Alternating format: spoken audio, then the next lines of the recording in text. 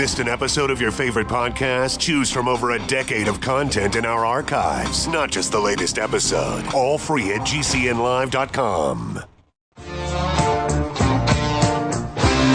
This is your call to action. Get prepared, America.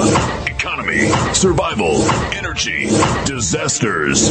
This is USAPrepares.com. Informative radio, educational radio. Interact now by emailing instructor@USAPrepares.com or text at 434-390-7953. Class, please take your seats.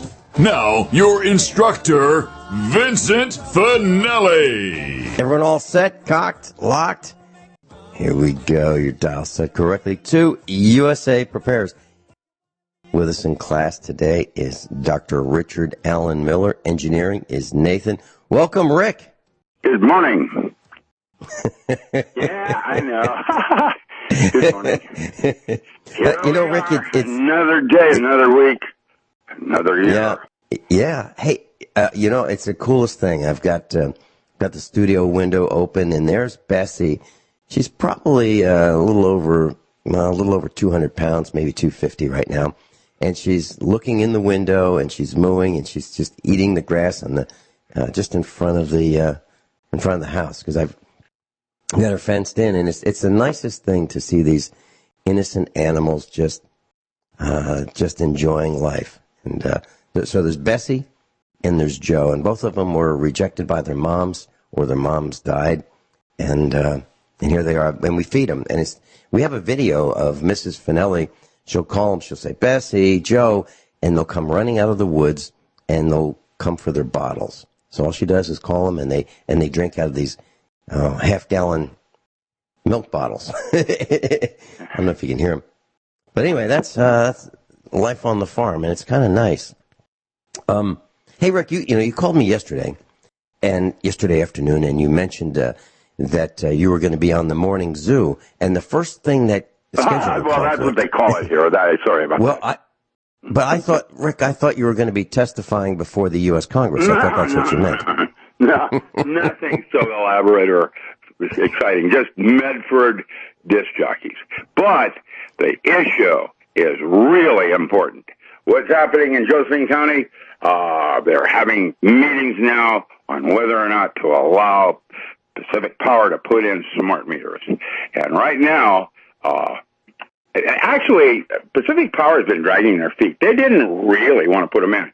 Nobody said why. They just aren't real excited about it. It's not a gung-ho thing like where you were. And they're going to groups. There's several organized groups, and they've asked me to speak. And I started thinking about it. And the smart meters and the 5G towers are far more going on right now than any of us have even begun to imagine. Think of it as an end times weapon. How would it work?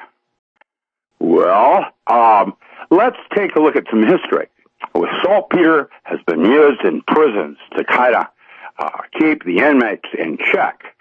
So in the last year, I don't know if you've noticed the headlines, but they've been testing antipsychotics, like Zoloft, and some of these other creepy things that the kids are on now.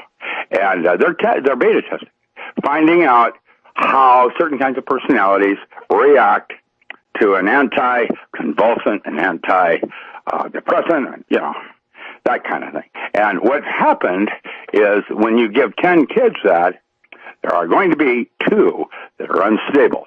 Now, what I did back in the 70s, well, I didn't do it actually. Alan Frey made a very important discovery, and then a group of us started to develop it. Basically, man has another sensory motor input, 0.3 to 3 gigahertz. All your body organs are sensitive to different bandwidths predicated on its density, the kind of cell it's made from, that kind of thing. There's LD50 ratios, or dosimetry, in everything from microwave down into X-ray. And the reason We're here on Earth. We have this big blanket to shield us from gamma rays in deep outer space, which is very, very toxic. So what they've done with cell phones is they put that frequency on the other side of our shield, down here among us. And people are getting sick, depressed, etc., because of cell phones, TV screens, whatever. You can take a tri-field meter and just confirm it. It's a nightmare, and it's getting worse. Well, now, what happens with all these kids? How much time do we have? Do you want me to break and we go into the commercial? Where are we? Vincent, where are we? Yep, I'm right here. I just had a little connection problem, and I reconnected. So I just missed about 5 seconds of what you said. So, no problem. Where are we? You mentioned saltpeter. Starting something until after the commercial. I think we'll do it that way. I'll just simply No. Yeah, go ahead. Well, you've got 7 minutes. You've got 7 minutes. Go ahead. Here's the deal. We discovered that we can put a voice anywhere we want it.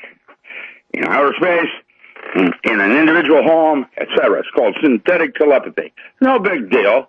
You hear what they do is a 0.3 to 3 gigahertz heats up the temporal lobes, and then they start to ring. And when they ring, you can heterodyne words or voices on top of the microwave, and you can hear them in your head.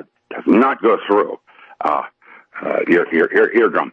Now, notice that your first police reporting that show up in a high school shooting is accurate and trying to do the right thing. They all say there's a second shooter, and the kid had heard voices in his head. We'll pick it up on the other side. Well, we've got plenty of time, Rick. Okay, well then I'll just do it. Here it is. What's happening is when the kid hears he's on this antipsychotic, he hears voices in his head. Now he becomes extremely unstable. A second shooter touches him with scopolamine. That is a beta testing thing where they're using it for all sorts of nonsense, as a divergence, arms control, gun control, whatever. The problem is the 5G tower is going to be able to carry that voice anywhere, and the smart meter can deliver it to anyone in your neighborhood, DNA specific, with a AI running the program. And now you have a loose cannon in every single neighborhood block with plausible deniability. He's on antidepressant. Second shooter didn't exist. Sandy Hook was open for business. It's all a bunch of bullshit. And when they put that smart meter on your box, you're essentially done for. And worse, even if you don't have it on yours, your neighbor does, and watch how unstable he is on his meds. It's a creepy proposition and a way of controlling individuals, house by house, gun by gun. It's crazy. And it's using that 5G towers, which, by the way, is toxic to your body. So, Rick, my understanding is from my reading and my research that it's proven that these microwaves cause cancer. Absolutely proven. We cancer, have an incident. Is always happening. Like, body makes mistakes, and what you don't want is to continue making that mistake, mastitis. So what you're trying to do is stop it from making mistakes when it replaces cells. Certain parts of your body replace the cells more frequently, so they have more chance of becoming cancerous. And as you get old, then you start to wear out, and you've got another problem going on. Time for a new avatar. All right. So, Rick, what I'm talking about is I am hearing more and more brain surgery, skull surgeries going on than ever before. Brain surgery was really... Yeah, my sister just had one removed. She was very, very lucky. It was a simple, done-for thing. I went in this week and did my rotor-rootering with going up and down like Ann Wigmore and colonial irrigation, and I had a single polyp, which is normal, and they biopsied it. I'm fine. But, the foods we're eating, the stress we're under, and this nonsense with smart bullets and now 5G towers, the weapons that they're developing are literally science fiction. I mean, really. Rick, I'm actually at a loss for our countermeasures. I'm literally at a loss for these because, you've been here, I live in the middle of nowhere, but it's not far enough away because our satellite coverage. The New Madrid fault line is going to be uninhabitable for the next eon because of all those reactors that are still pumping it out and no place to go when the big one hits you. And I'm concerned about a lot of different things like that. I understand that, but everybody on this planet is downwind from a nuclear reactor because of the circling atmosphere that we have. Everybody's downwind. And the people on the East Coast are more downwind than the people on the West Coast, but we're all downwind from nuclear reactors. I mean, there's just no way around it, as far as I can tell. Now, the question is... Rothschild's name keeps coming up lately in terms of Kilauea, and I would like to just simply say he's the one doing the fracking, and it wouldn't surprise me that he's doing it with intent before money collapses. Talking about Hawaii, right? It is. Yeah. I don't know. When I'm just sitting here and broke and trying to survive and trying to figure out who's doing what, I'm now getting to a place where I don't trust anybody. With good reason. Okay. All right. I was kind of beat up gently at one of our meetups toward the end of my tenure at the USA Prepares meetup. I'll tell you a little bit more about that when we come back. But what you're saying is in concert with what happened to me. We'll be right back. Doc Graham's with us, Richard Allen Miller, so richardalanmiller.com. So I mentioned that I got into a little bit of trouble at one of the meetups. And the reason was I started teaching people how to think, how to ferret out the truth, and by using logic. And some of the meetup people wanted me to teach, how to do more of the same thing, more gardening, more preparing, more, how to do things. And I started teaching more of how to think for themselves. And some didn't like it and, wanted me to change. And I refused to do it because I refused to teach the same thing over and over and over. I mean, I've been doing it for 5 years, and I didn't want to teach the same things. Now, why did I do that? Why did I try to teach this group how to think? Because Rick said it very well. He's beginning to not trust anybody. And that is the point, because what was happening is the news was lying to us. The people in the that were allegedly hired to protect our interests, we'll call them the government. The government had been lying to us and running roughshod over us in many, many ways. And you can call that ordinances, you can call it laws, you can call it infractions, you can call it fines, fees, being hauled into court, for all kinds of things. And I was trying to teach how you can tell how you can think for yourself. Right? It seemed very, very important to me. That was more important to me than teaching people how to store matches for 20 years in a jar. And you're right on the money, Rick, with not trusting anybody. Let me give you an example. So we have, at our farm, we have become, and I'll say it this way, the go-to guys for fixing things in our little village. The villagers have had it, absolutely have had it, with bringing their vehicles and riding lawnmowers and four-wheelers and, those kinds of devices. They've absolutely had it with the people that used to service them. They've been fleeced. They've been ripped off. The official service companies the dealerships or the stealerships have been ripping them off, and they don't do a good job. So they've been showing up here. That's the kind of thing that is going on because of the lack of trust in the established system. So if you think about lack of trust, what does that include? Well, it includes all politicians. Even Donald Trump absolutely believes that the FBI has violated the public trust, has investigated his campaign. That's beyond the pale. What's the FBI doing? Spying on us. I mean, really? So we've got a breach of the public trust pretty much everywhere you look. You look at the police, you look at the radar guns, you look at the fines. You know, I was driving the truck, an old pickup truck. I was picking up something with our son. And so I came over the hill, and there was the state trooper. And he had his radar gun aimed so that the people coming down the highway in a 65-mile-an-hour zone could not see him. So all of a sudden, there he is. So, you know, I wanted to make sure that that state trooper was safe.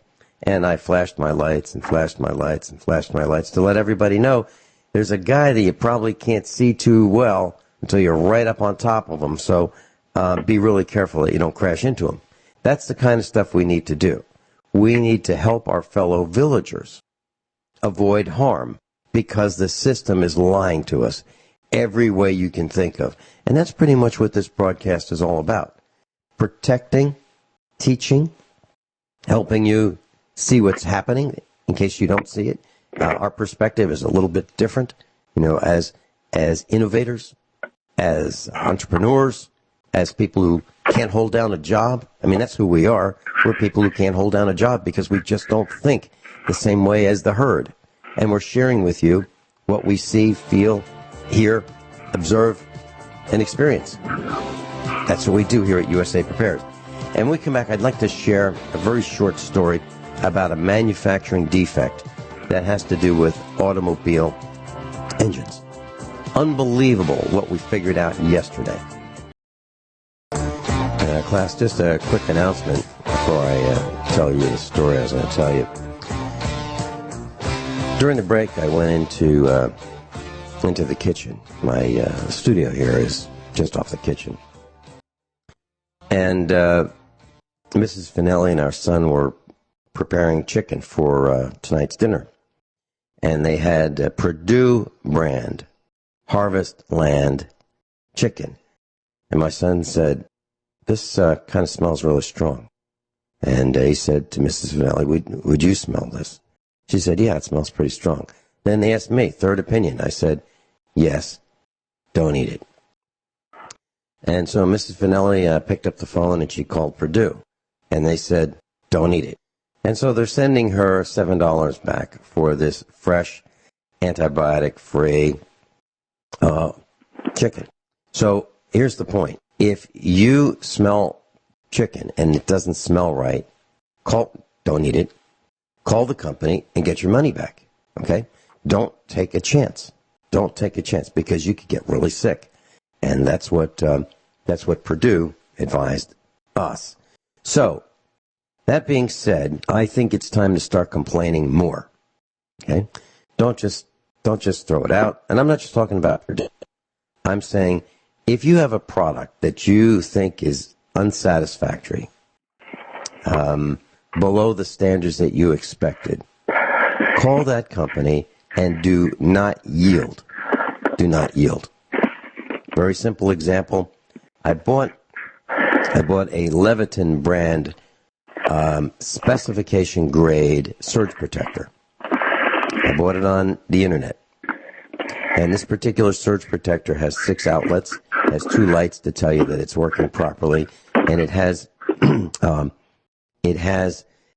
telephone surge protection as well. So I bought this one, and I thought, wow, this is, when the first one arrived, about $10. It arrived, and I thought, this is really substantial. It says commercial, and it was heavy, and it's sealed. You can't open it up without destroying it, but it felt like there was a lot of mass to it. And I used it in the studio to protect the DSL line, and it failed, within a short time to me it was a short time, like a month or so. And before it failed, I bought another one. I was so impressed with what appeared to be the quality of it, I bought another one. So I had two of them. So I put the second one in, and it failed. So I called Leviton, Leviton, and explained it to them, and they said, we don't handle warranty work here. You have to go to the website. Here's the website URL. So I went to the website, filled out the form, who, what, when, where, why, how, and nothing happened. Nothing, no response. Typical, right, of what you would expect from a big company today. So I went to the website, did it again, same result, nothing happened. So I called Leviton, got to go to the website. A couple days ago, I was just furious. I was looking at this thing, and I thought, I've got two of these things, $20 into it. Now, $20 is not a lot of money, but sometimes the principle is important. So I called Leviton, and the guy said to me, all right, so your name, first name, Vincent, okay, and last name, Finelli, okay, address. I said, hold it. They started asking me for my address, my email address, my phone number. I said, hold it. What are you going to do with this information? He said, well, I'm going to start the warranty claim, and then you send in the defective units, and we'll look at them, and we'll determine if they're under warranty or not. I said, no, I'm not going to do it. I'm not going to do it because it will cost me more to send them back than it cost to buy them. I'm not going to do it. And then I couldn't believe what I said next. I said, you know what? Your company, Leviton, is just as crappy, and I use that word, as all the other companies that don't care about who buys the products. I'm not speaking of you, Raphael, but I am talking about your company. It's just as crappy as all the others. And I said it 3 different times in a row. And he said, you're right. He said, you're right. And then he told me that he was going to send me 2 units. And I said, well, do you want the serial numbers from them? He said, no, I believe you. Now think about this. At first, he didn't believe anything I said. Then, when I told him his company was crappy, then he believed me. Then he decided that maybe he better take care of me. Now, I didn't tell him I was a broadcaster, and I didn't tell him I was going to talk about this on the air. I didn't use that as leverage. But he decided he was going to send them, and they arrived yesterday. 2 of them. I want to talk about that, too, for a second. So, the point is, he told me that he has a quota. He has to get each one of us off the phone within 4 minutes. And I said, Raphael, your peers who I've talked to in the past have done exactly that. They have exceeded or met their quota. They have gotten me off the phone, but turned me from a customer to someone who would never touch a Leviton product anymore. They were successful. They met their quota. They got me off the phone, but I'm not interested in doing business with you guys. He said he gets in trouble for being on the phone more than 4 minutes. And it took 10 minutes with me. So he's probably going to get, called into the office for not meeting his quota and sending out replacement products. Now you know how it works. So the point is, you can be firm. Now, you don't have to cuss and swear, but you can use words that illustrate your point very clearly. And that's what I did. And it worked. Now, it wasn't a game with me. I was furious. Like, why am I doing business with this company that just doesn't care about us? They make a crappy product, and they don't honor their warranty. And it says right on the box, lifetime warranty. What does that mean? Not too much. It's useful to sell the product. And hopefully, or in their mind, hopefully the customer will just go away. Well, not me. So I opened the box, and it arrived with the common carrier. I opened the box, and I happened to be in the automotive shop. Our son was there. And I said, hey, take a look at this. And it has a rating system of at what point it starts attenuating or stopping a surge. And it starts at between 600 volts AC peak and 700 volts AC peak. Well, let's think about this. So it's going to let through surges of 600 or 700 volts, depending on which of the 3 lines the this surge comes in on. There's a line, and there's a neutral, and there's a ground.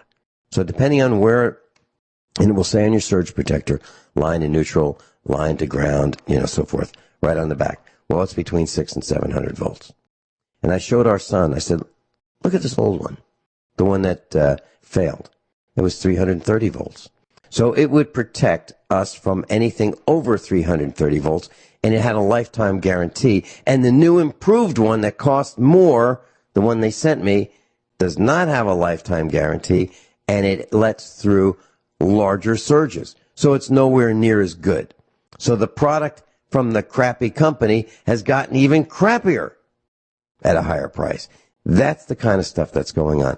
That's what I was trying to teach our meetup class to do, to how to ferret out what is going on. Does that make sense, class? That's the purpose, in my mind, of USA Prepares. Okay. Any comments on that, Rick? What?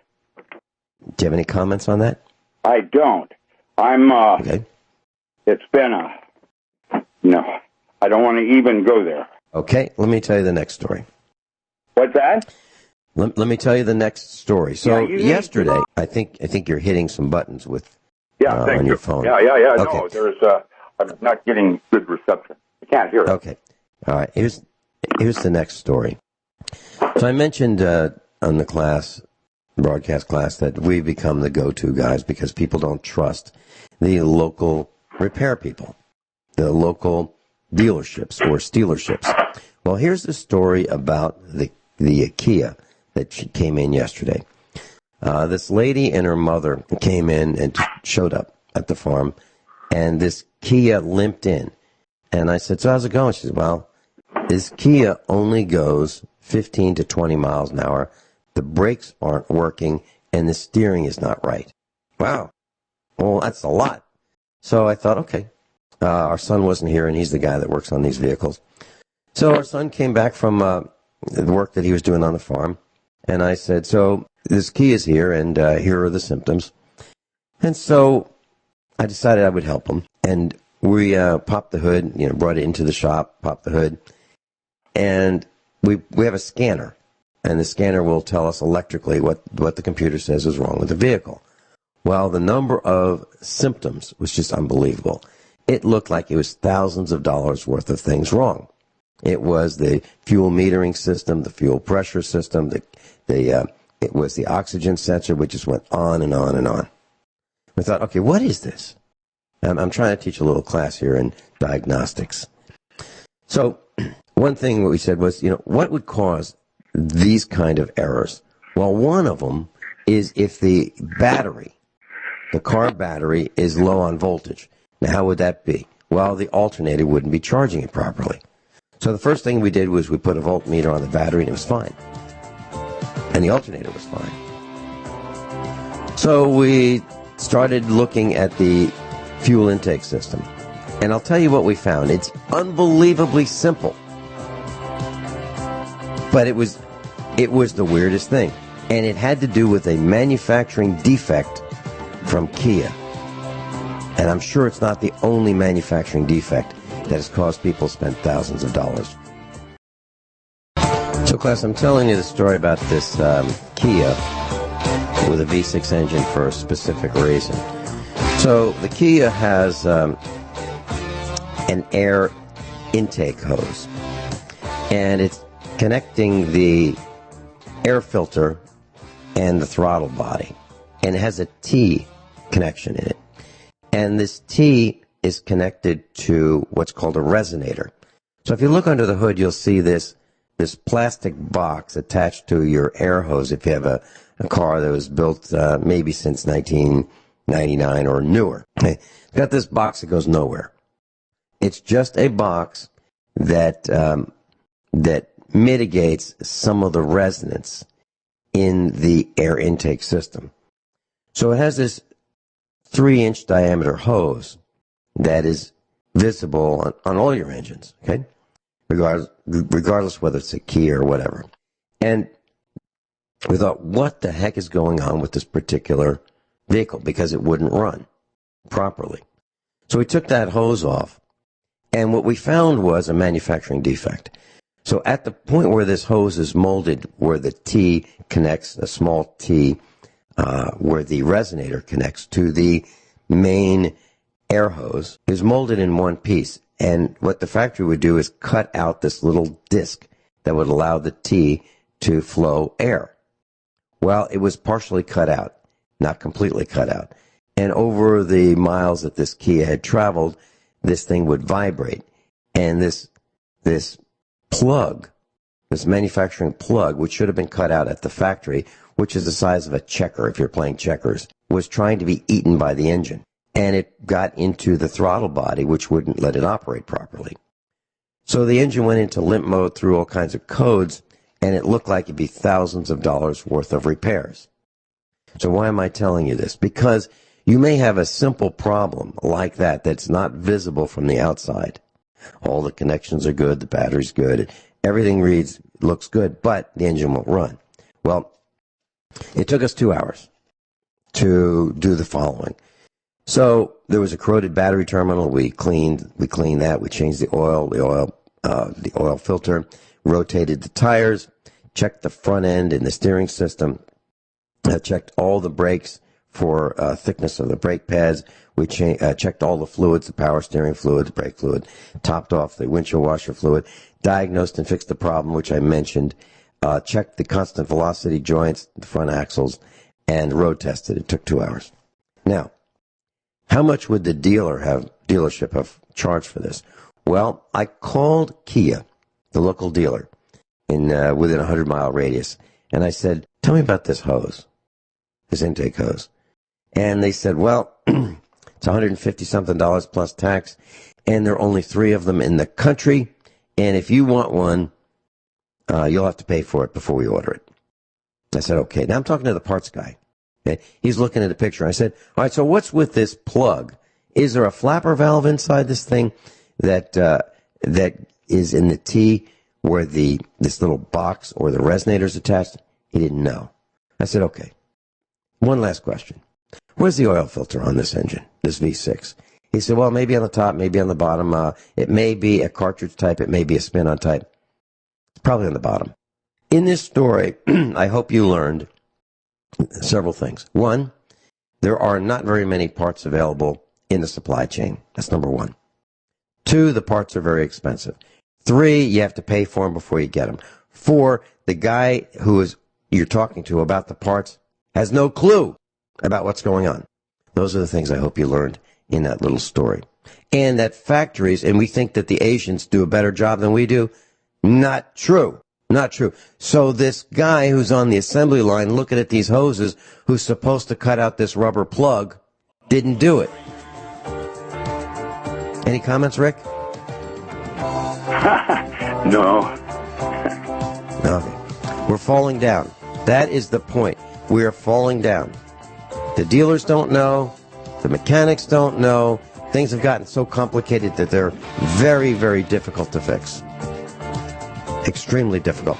So it goes back to, in my opinion, you have to use the skills that you've learned and apply the skills and logic to diagnose the problem. Because people today who you hire to do that don't know how to do it. When we come back, let's talk about facial recognition to enforce discipline in a New York high school. Everyone all set? Cocked? Locked? Hour number 2 of USA Preparedness. Rich Sheehan just called in at the farmhouse and wanted to say hi to Dr. Richard Allen Miller. There you go. Truck driver Jay, you're on the air with Doc Ram. Good morning, Vincent. Good morning, Doc Ram.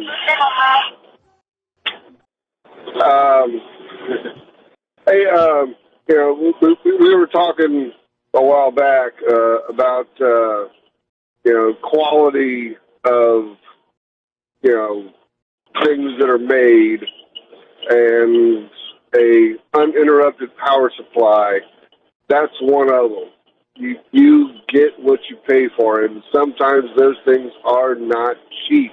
I used to have one, and I lived in an area that was very prone to power surges and yeah, you're going to pay a lot of money for one that's really good.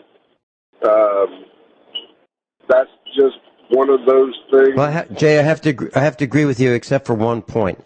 Unless you ferret out the best buy on the internet, and that's what I try to do. So the one that I'm running this broadcast on right now is I think world class. It's made by a company called American Power Conversion, or APC.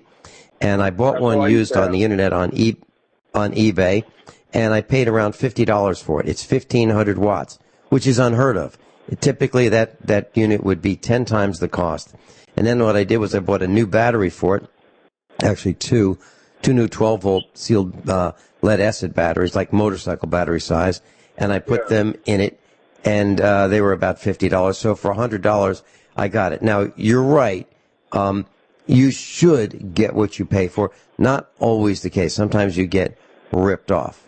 Rick, what are your thoughts? So it used to be there were two options. You had Best Buy and the cheapest. And now it's simply cheapest. And it's all coming from one country, China. I mean, there's Pakistan, other things like that.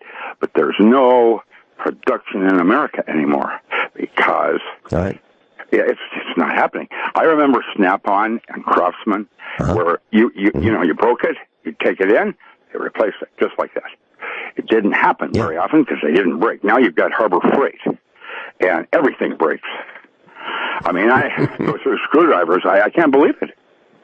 And I've got some Harbor Freight screwdrivers, and what they do is they give them to you as a gift, to get you to show up at the store. Now, let me talk about these screwdrivers. Now, if you want a screwdriver where the shaft of the screwdriver is in the same plane as the handle, you may not find that for these free screwdrivers. They actually, the shafts are bent on the ones that they gave us for free. So you're right. Now, Harbor Freight's got some pretty cheesy electrical tools, ones that are driven by AC. Yeah, there's more going on here. It's like when you have a product to sell, you have several options on the ethics of what you choose to do. You can do like the Germans, which is market supply, like supply and demand. If there's shortages, you raise the price, that kind of thing. The other place is fair wage markup. Now, fair wage markup is what I've always recommended for farms. But you say there's no such thing as export anymore. And so what we're dealing with now is a new direction in agriculture where everybody is adding value and barter. I remember doing a tour in Cornell, and they had the Ithaca dollar. They paid us, as a grad student teaching classes, they paid us in Ithaca dollars, and I could spend it anywhere in town. I'm not going anywhere. I'm in school. So I've got my rent, I've got food, I've got clothing, entertainment. Anywhere in town, Ithaca dollar. I'd like everybody to think about that because right now I've got lots of little tiny pieces of land everywhere in rural Oregon. There's, squares. And it would seem like what I'm going to do Friday is I'm going to design a solvent extraction recovery plant that you can make for less than $2,000. Critical. And it sits on your kitchen table. You use 305 stainless rather than 316. You get it for scrap from old Coca-Cola vending machines. It's adding value to the product before it leaves the gate because that's what everybody's got to sell now, labor. And it's terrible. I'm looking at all my trees here in where I live, and every single one is dying. And I look in the tree, and it's got all this moss in it. And there's over $200 in that moss tree there, the one that needs to be dropped. I've got firewood, and then I got $200 worth of moss I could sell to the local florist. Now, it's a way of being, and consumerism, where they replaced the TV rather than, what was the old TV where they would change the voltage so that it worked right? What TV was that? You're talking about the quality goes in before the name goes on, Zenith's? I forget what they called it. It had a special name, and every TV was different. It had an okay. Are you balanced it. Okay. Are you talking about these vacuum tube? Like if I'm trying to think of the name of the TV that did this, though. It was. Are you talking about the one with a lifetime guarantee? That one? Well, if it broke down, you took it in, and they'd replace a part. Sometimes the part wasn't a standard part, so they used this resistor, and then they had to balance it over there with that bridge, that kind of thing. And it was a TV that had, like, Heathkit. It was TAC. They had these quality speakers and things like that you could... it's not the same anymore. It's digital. Are you talking about how you could... If you had a television when they had vacuum tubes, we're talking about from the beginning of televisions, they started using vacuum tubes for the circuits, and then ultimately they were replaced with transistors and then onto integrated circuits. Well, during the vacuum tube era, you could take out the vacuum tubes and bring them to the drugstore or the discount chain. They'd have a self-test tube tester, and you'd take the tubes that you had in a little bag, and you'd put them in, and you'd set the dials based on that particular tube, and it would tell you if the tube is weak or good or bad. And then you could buy the tubes there and plug them back into your TV set, and you'd be good to go again. Well, and there were also a way of, if the picture tube became weak, you could put on a device that would increase the voltage of the picture tube to take a weak picture tube and make it operational again. And what I used to do with tubes that became weak, if they were a 6-volt tube, I had a variable transformer, variable power supply, and I would apply 6 volts to it, and then I would apply like 6.1, 6.2, 6 point, up to maybe 6.5 volts, maybe 7 for a couple hours, and I would heat that tube a little higher than it would normally be driven, and I would descale the inside of the tube electrically. So I would rejuvenate the tubes electrically, and you could do those kinds of things. But you were talking about something, the good and the bad products. Well, in economics, there is a law called Gresham's Law, Greshams law, and it's a monetary principle that states that bad money drives out good. Absolutely true. We have the Federal Reserve accounting unit dollar, the fraud, F-R-A-U-D, and that is bad money, and it drove out gold and silver. We have poor quality products, as you mentioned, Rick, that like Harbor Freight had some substandard products, and they drove out the good products, like Craftsman. Who's going to buy a Craftsman product when it costs way more than these cheap disposable throwaway Harbor Freight products? Well, now Harbor Freight has dominated the tool industry, and who's going to go to Craftsman? Because now Craftsman is selling the Chinese tools, just like Harbor Freight. So you pick one. You say, do I want my Harbor Freight tool to say Craftsman and pay more, or do I want my Harbor Freight tool to say Pittsburgh and pay less? And what people are doing is they're paying less. So the poor quality drove out the good quality, just like Gresham's Law. Bad money drives out good. Absolutely visible right there at Harbor Freight and Sears. You can see what happened. You're correct. And if you heard the top of the hour news, there was a little piece on the U.S. government is thinking of putting tariffs on imported parts. Okay, let's talk about that for just a second. We have a Case brand backhoe. It's probably 30 years old. And it has a Cummins engine, diesel engine. And the starter is made by who? Denso. Who's Denso? Well, you used to know them as Nippon Denso. It's Asian.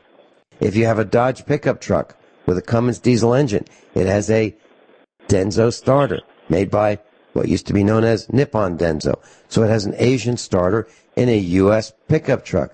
Okay? And if you want air conditioning and you look under the hood of, it doesn't matter whether it's a Mercedes, a Ford, a Chrysler, General Motors, it doesn't matter. The air conditioning compressor is made by an Asian company. We don't make them anymore. We used to. It used to be Frigidaire. It used to be Ford. It used to be Chrysler. Nope, not anymore. They use compressors for air conditioning made by Asian companies. I think that is the point you were making. Is that correct?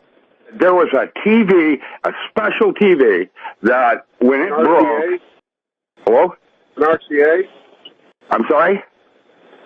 Well, are you thinking about RCA?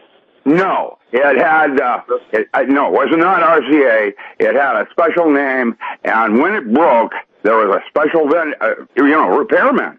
He repaired it. He didn't replace it. He repaired it. And he didn't replace parts.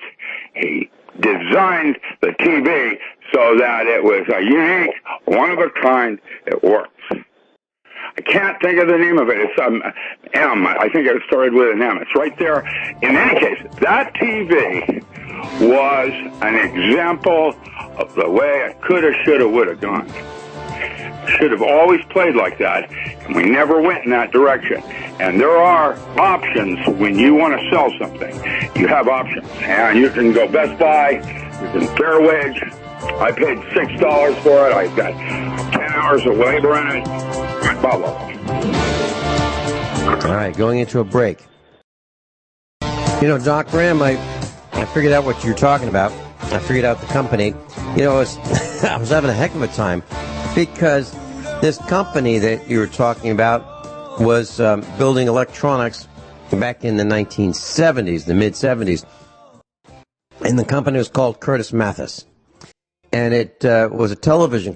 They made a television that consisted of 11 parts. Had 7 circuit boards, a tuner, a picture tube, transformer, and a cabinet. And the repairman, if he came out to your location, he had everything. He had everything he needed, and he could snap in the parts. Typically, it seldom lasted more than 20 minutes to repair that television. And if he came to your place, it was $20. If you brought it to them, it was free. So I believe that's the company you're talking about. Is that right? And I really thought that was a great idea because you made DeLoreans. You didn't make things to replace like Napa.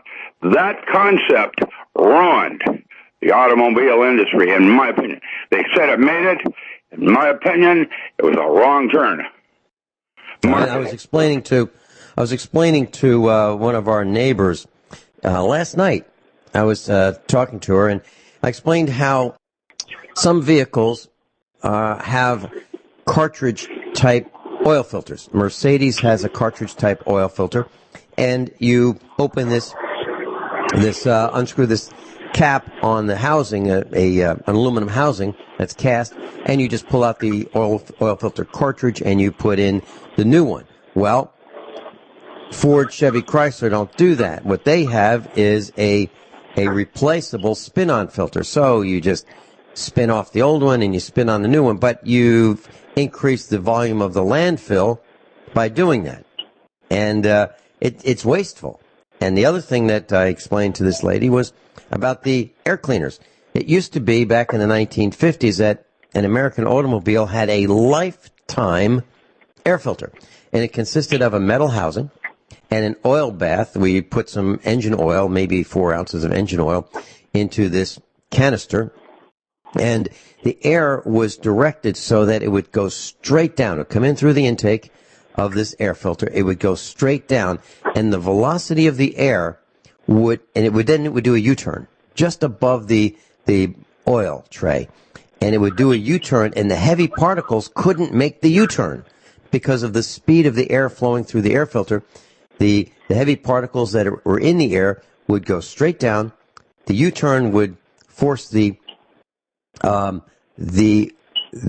motion of the particles in the air would go straight down and get trapped in the oil. And all you would do is clean out the oil tray, put in new oil, and you were good to go. Lifetime oil filter, or air filter, I should say.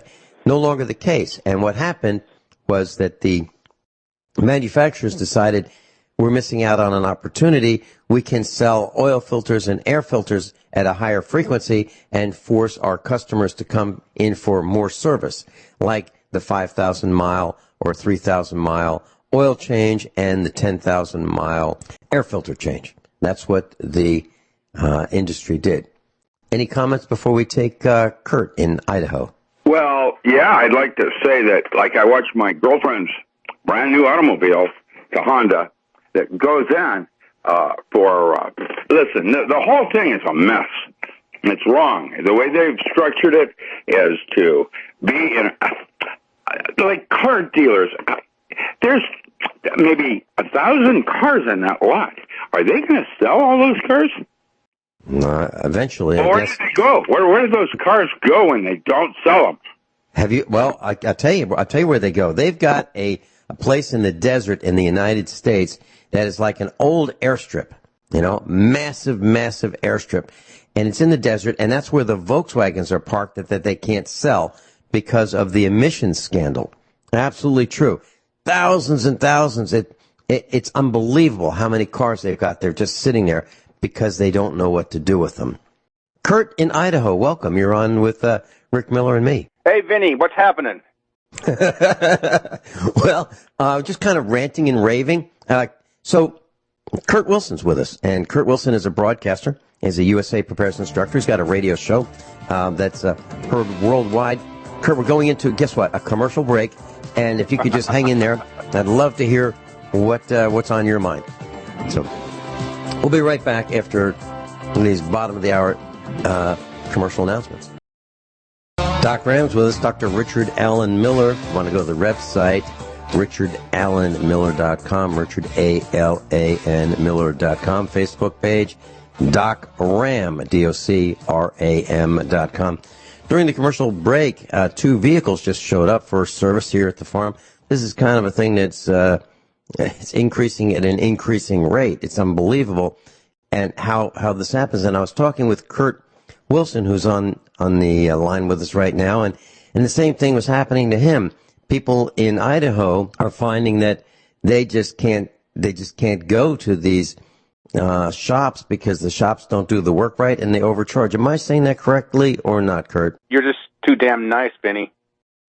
You're too politically correct because there's other much stronger language that we use here. I'm in Coeur d'Alene, Idaho, and it's a retirement community, tourist community type thing. So, and they have this scam they play, and it's all over the newspapers and the television and the magazines. Shop local, support local merchants. Okay, so I want a shell from my pickup. I look at the 4 dealers in this area, and it's all $2,300, $2,400. I go to Spokane, which is 30 miles west of me. It's $1,600. Mm-hmm. You want an oil change? I have a Prius for crying out loud. I remember when it didn't have any houses on it anywhere. I did my undergraduate work at Pullman, and that's where I'd go to get a break. And Coeur d'Alene has changed, but Spokane is creepy. I can't believe what's happening back there. I used to think I was going to live there. I lived in the Okinawans for 30 years. During my military and so on. And what the problem is, Seattle has changed.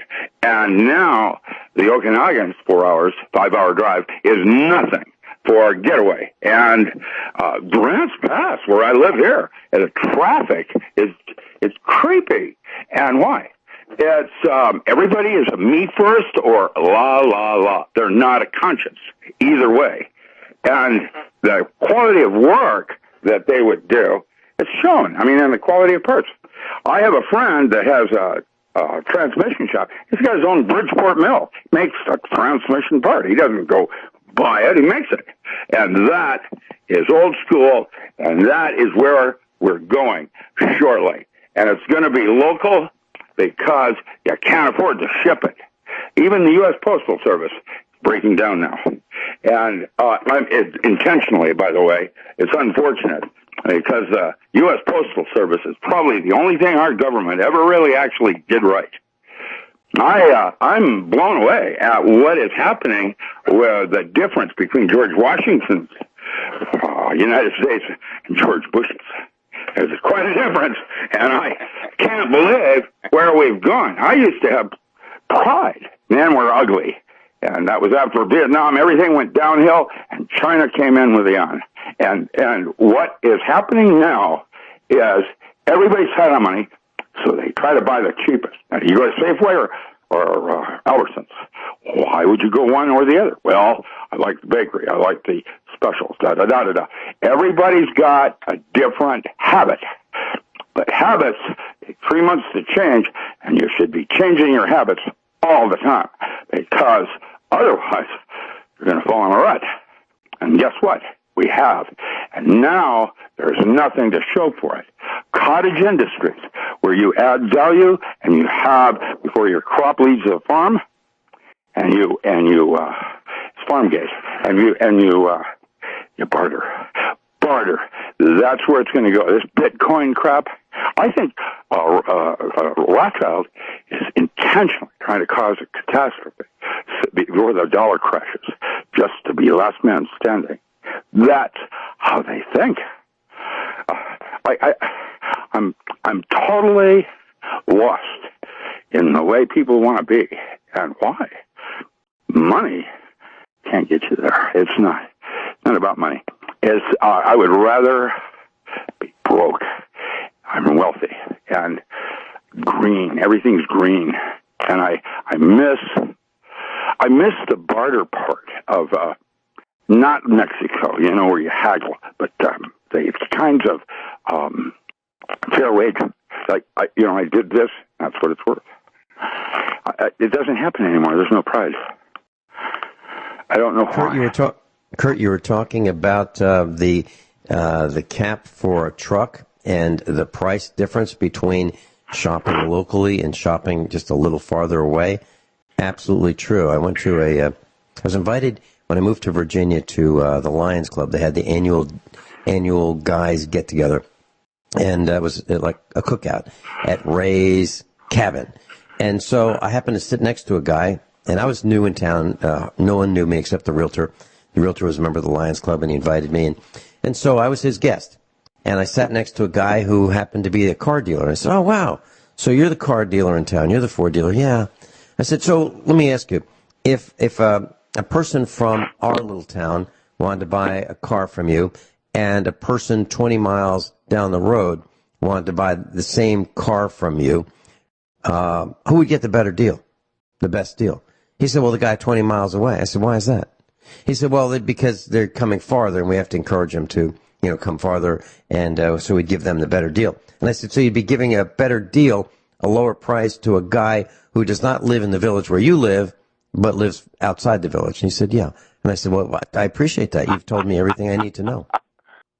That's what you just said. Well, that's pretty much, that's how it works. That's exactly how it works. So in Grandstaff, we have superstores. We have Bi-Mart, we have Walmart, we have Fred Meyer, and they're all different. They're like, cheapest is Walmart.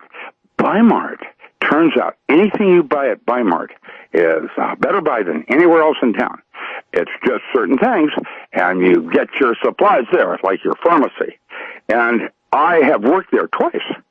And it's fun to work there because everybody knows everybody else. And you look for something, and you don't find it, then you go to Fred Meyer or something of that nature, furniture or whatever. But the Bi-Mart concept is local, Fred Meyer is regional, and Walmart is another country. And they're all carrying the same product, China. But different buyers, like Nordstrom, so on, bought this kind of jean, not that one. And that's because the thread count was this, not that. And what I want to say is something more, I don't know, innovative. I thought Ithaca Dollar back in the 60s was very cool. Mm-hmm. I did a little graduate work there at Cornell, and I taught, and they paid me in Ithaca dollars. And it was very cool because I could spend them anywhere in town. I could go to a movie. Everybody took the Ithaca dollar.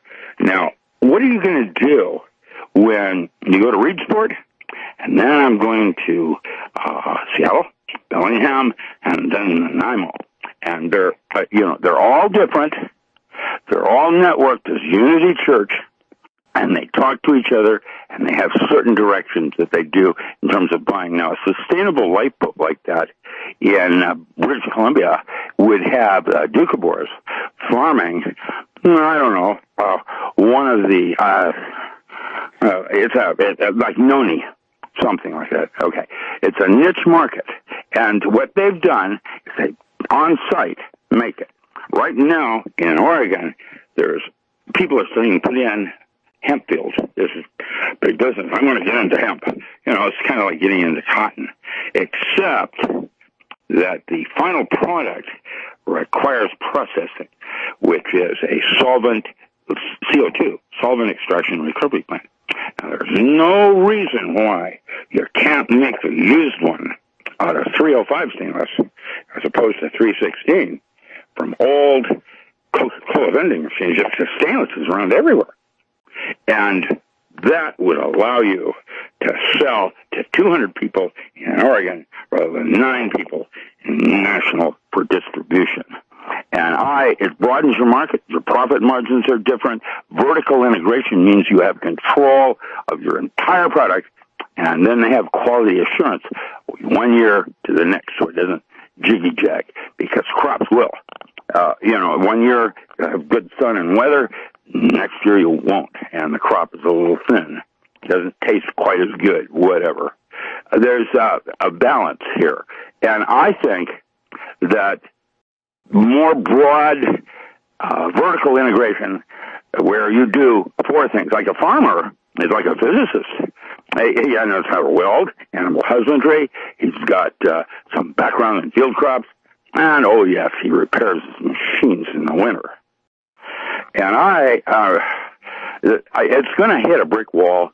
Cities are not going to work shortly. And I don't know what China's, all these cities they built that are empty. What is that all about? Is that for end of days? Do you know what I'm talking about? China has all these. Absolutely. Oh, yeah. They built them very, very quickly. What do they know? What is that about? They're beautiful. They're beautiful, and they're empty. I've got a question for Kurt. Kurt, we were talking about your neck of the woods and what was happening. What's happening with you? Well, I got an announcement, and you're the second person to know. I've been on the air now for 20 years. 2 years I was on the air. Who was the first? Oh, my audience. Okay. All right. Go ahead. And I only have one person that listens to me, right? So Me too. Oh, we're neck and neck. Yeah. I spent the first 2 years of my career as a call-in co-host in Modesto, California. It was a liberal radio station there that nobody would call in. So I knew the manager of the station, and these idiots thought that everybody in Central Valley of California were liberal, so they wanted a liberal station, and nobody did. But I would call in, and I'd talk to the guy, and I'd praise him for explaining things from his viewpoint, and I'd tell him, you need to stop crying and stop whining so much, because he was always bitching about this is po-hunkville. I don't want to be here. So after 2 years, they put me on the air, and then I spent another 18 years on the air. And when we come back from the break, I'll wrap it up for you. Yeah, I'd love to hear the story. Kurt Wilson and Doc Graham. I'm Vin Finelli. We'll be right back. Doc Graham's with us. Dr. Richard Allen Miller. Kurt Wilson's with us. Armchair survivalist. And we're the second to learn of this. Kurt, please continue. Yeah, well, okay, so I've been on my show for 18 years with Todd the engineer, and Sunday Todd tells me last 2 weeks ago, he goes, "I'm done. I haven't had a day off in 8 years." So he's basically sort of forced me off of doing a live show, and I now looked at this. The last time I had a vacation was 22 years ago, and we run a store in Hayden, Idaho, and I work on my radio show, and you know this, 40 hours a week at least, accumulating data and researching down the rabbit hole to find out the truth about certain things. And then Saturday I accumulate my notes and cull out the superfluous, and then Sunday I do the show, and that's it. So that's what I've been doing now for 18 years. And I said, you know what, I'm going to take this as a sign from God. So I'm retiring from radio. So just to let everyone know, this Sunday is going to be my last radio show, my last live radio show. And yeah, I'm going to miss it, but it's interesting. You go to armchairsurvivalist.com and you can see how to listen to me. Right now, I'm on internet. I have podcasts. I'm on shortwave. I'm on satellite. I'm rebroadcast on dozens of stations all over the world. But it's time for me to take a break. Not saying I won't come back, because I've already got about 3,000 emails from people telling me that I need to come back because of what I do. You know what I do what you do, right? I talk about how to fix things, not just things are screwed up, but how to fix them, right? Mm-hmm. So I'm looking through I'm going to put a list together of what I've talked about. And I've kept my notes. I've only kept my show notes for the past 8 years since I started with Todd. Before that, I'd throw them away. So I'm keeping the show notes. So I'm looking through my show notes, and my God, I can't believe how much stuff I talk about. Non-electric lighting, cell phones, and voice over internet protocol, how to cook, vacuum packing food, secrets of stock refinishing, detox programs, water, how to filter and store it, 6 areas totalitarian governments must control, and it goes on and on and on and on and on. And I've got 8 years of this stuff. Mm-hmm. So I can't make a list. I just wanted to tell everybody in my show just to let them know. But anyway, so Sunday is my last radio show, live radio show. I might be coming back and it might either be live or it might not be live, or I might not come back. I don't know. I'm taking a hiatus. I earned it. And that'll give me more free time. I can come on your show. So just that was what I was going to ask you next. Know. Yeah. Well, I don't know. It okay. depends. So you will be.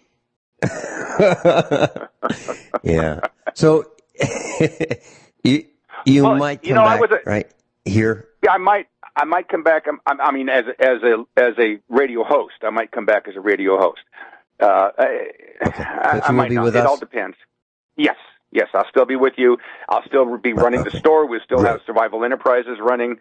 It's just that I need a break.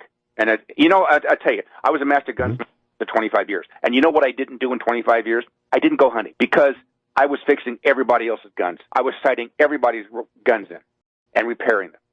And add to that being a radio host, I haven't had a vacation in so many years. It's stupid. And I have to do the crap that I've been telling everybody else to do. So it's you know what I mean. You got to get your stuff done, and that's why I wanted to call in, because you got a lot of people that listen to you, that listen to me as well. I thought I only had one, and you only had one. Well, actually, I got 18 and a half. One of the guys called me and said that his dog listens.